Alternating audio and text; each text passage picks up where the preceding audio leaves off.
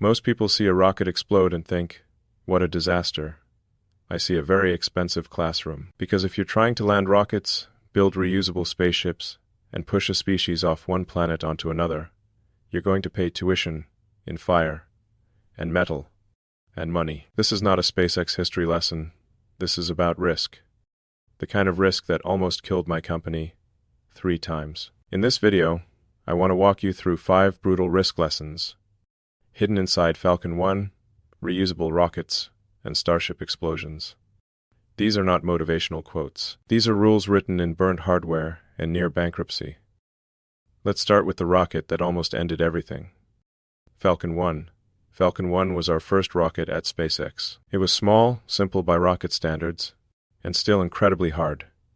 Between 2006 and 2008, we launched Falcon 1 4 times.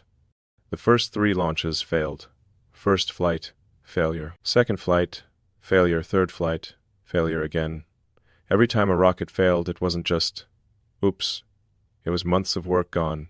It was millions of dollars gone. It was more people saying, SpaceX is a joke. Private rockets don't work. By the 3rd failure, we were almost out of money. We had enough for basically one more serious attempt. If that 4th launch failed, SpaceX was done. No Falcon 9, no reusable boosters, no Crew Dragon, no Starship. Just a short Wikipedia page about a crazy guy who tried and failed to compete with governments. That 4th launch in September 2008 finally made it to orbit. That one success saved SpaceX and helped us win NASA contracts that kept the company alive. So what is the risk lesson here? Risk lesson number 1. Bet big, but calculate the worst case. Going into Falcon 1, I was willing to risk everything I had. But it wasn't random. I understood the physics. I understood software. I was obsessed with rockets for years. I knew the failure modes. I knew the odds were bad, but not impossible. The key idea is simple. Only go all. And when 3 things are true: 1, you know the game. You deeply understand the domain you're betting on. 2, you know the downside. You can picture what happens if it fails, in detail, not just in vague fear. 3, you know why it's worth it. You can explain to yourself why this is worth your life's energy, even if it hurts. Most people either never bet at all, or bet big on things they barely understand. Falcon 1 was not a blind gamble. It was a brutal, calculated risk. Now let's talk about explosions. If you watch SpaceX long enough, you see a pattern. Rockets blow up. Starship prototypes explode, on the pad or in the air. Engines fail. Steel bends. From the outside, it looks like chaos. From the inside, it is controlled chaos. Traditional aerospace has a simple rule: avoid visible failure at all costs. That means design forever, simulate forever, test very slowly. Never let a rocket fail in public if you can help it. The result is extremely safe, and extremely slow, and extremely expensive. SpaceX flipped that. Our rule is build, test, explode, learn, iterate. We run aggressive test campaigns. We accept that some rockets will fail in the real world. We learn faster because reality is the best simulator. When a Starship explodes, people say, what a failure. Inside the company, we ask, what did we learn? What data did we get? What can we fix on the next version? If a test gives us enough new information to make the next rocket better, then the failure was actually a success. Risk lesson number 2. Redefine failure as data. If you design your life so that a failure gives you clear feedback, a failure does not wipe you out, and you can try again quickly, then you can move 10 times faster than cautious people who are always waiting for perfect conditions. Most people avoid any failure they can see. They choose slow decay over fast learning. That is not safe. That is just invisible risk. Now, there is a limit. Starship is the most powerful rocket ever built. The forces involved are insane. The fuel, the thrust, the structural loads, everything is extreme. Some Starship test flights have ended in explosions, or what we call rapid unscheduled disassembly. You've seen the clips. It rises, fails, and blows apart. Critics call it reckless. They ask, is this safe? Is this okay for the environment? Is this within regulations? Is Musk taking on too much at once? Those are fair questions, because there is a line between bold risk and stupid risk. If you ignore safety rules, you're not brave. If you ignore regulators, you're not a genius rebel, you're just breaking the game. If one failure can destroy something that can never be replaced, you're not taking risk. You're playing roulette with your future. So risk lesson number 3 is this: uncontrolled risk becomes stupidity. At SpaceX, we push the edge. But we still have safety frameworks. We still have engineering reviews. We still work with regulators. The same is true in your own life. Take huge technical and career risks, but do not ignore hard constraints like laws, safety, irreversible harm. Jumping off a cliff without a parachute is not all in. It's just bad math. Real courage is taking big swings while still respecting the rules of physics and the rules of the game you're in. Let's go back to the core logic behind all of this. Why take these risks at all? The short answer is asymmetric bets.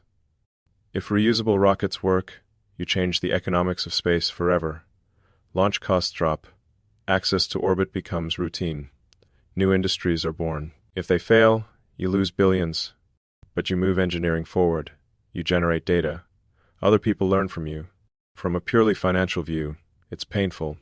From a species view, it's progress. The same pattern shows up everywhere. Falcon 1 to Falcon 9. From maybe we can reach orbit to we can land the booster vertically and fly it again. Most people thought landing rockets on a floating drone ship was crazy. Now it's normal. The risk lesson here is number 4. Look for bets where the upside dwarfs the downside. Do not risk your life, your reputation, your time on tiny upside. Don't burn yourself out just to look cool on social media. Win a small status game. Make a little short-term cash that doesn't change your trajectory. Save your big risks for things that can change your industry, change your skills forever, change your financial base in a real way. If you're going to get scars, let them come from battles that were actually worth fighting. So how do you copy this without blowing yourself up? You don't need a rocket company. You need a risk model. Here's a simple 3-step way to apply this in your own life. Step 1.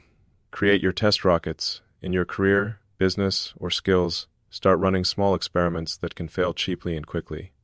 Launch a small product. Test a new offer. Try a different role. Start a content channel. The rule is, if it fails, you mostly lose time and ego. Not your house. Not your family's safety. These are your Starship prototypes exploding on the pad. Embarrassing, maybe. Educational, definitely. Step 2. Pick one. Falcon 1 project. After you run enough small tests, choose one project to go heavy on for the next 2 to 3 years. Not 2 to 3 weeks. 2 to 3 years. It could be a startup, a career pivot, a creative brand, a move into a high-impact field. This is where you focus your learning, focus your energy. Accept higher stakes. You're not risking everything yet, but you're not dabbling anymore. Step 3. Protect your downside like an engineer. An engineer always asks, if this fails, what breaks? How do we contain the damage? In your life, that means have an emergency fund. Avoid high-interest debt. Don't use crazy leverage. Don't make a bet that ruins your family if it fails. Risk lesson number 5. Fail publicly. Protect privately. Be willing to look stupid in public. Show your prototypes. Show your attempts. Let people laugh at your early versions. But in private, with your money and your responsibilities, be smart. Do not stake things you can't rebuild. That is how you move fast without destroying yourself. So here are the 5 brutal risk lessons again, clean and simple. Number 1. Big but calculated all in. Only go all in when you understand the game, know the worst case, and know why it's worth it. Number 2. Failure equals data. Treat crashes and mistakes as information, not as final judgment. Number 3. Respect hard limits. Bold is good, reckless is stupid. Physics, safety, and rules still apply. Number 4. Asymmetric bets only. Save your biggest risks for ideas where the upside can transform your life or move the world forward. Number 5. Fail publicly. Protect privately. Let your ego take the hit, not your entire life support system. If you're going to risk everything, at least risk it on something that matters. Most people spend their whole life trying not to get hurt. They stay away from big risks, big projects, big attempts, and in the end, they realize they paid a different price. They never really tried. You don't have to copy my explosions. You don't have to put every dollar into rockets and cars, but you can copy the way I think about risk. Run small tests. Learn from failures. Take one big, smart swing when the conditions are right.